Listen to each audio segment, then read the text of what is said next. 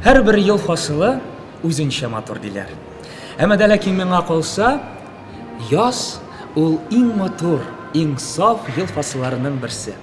Чөнки язлар җиткәч, инде күңелләр канатлана, яңа хыяллар туа башлый. Һәм инде менә Камал театры спектакльләре дә сезнең язгы кичләрегезне ямьләндереп җибәрер. Чөнки театр ул күтәренке кәеф чыганагы, ул очрашулар урыны. Һәм инде без сезне театрда көн саен көтеп калабыз.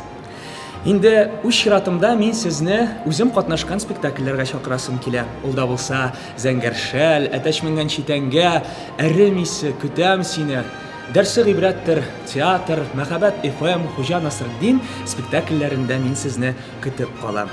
Март һәм апрель айларына инде билетлар сатуга чыкты.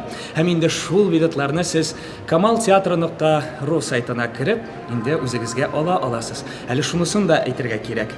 Сайт аша билет алу бик тиз һәм бик уңайлы. Театрда очрашырбыз, хөрмәтле тамашачы. Көтеп калам сине.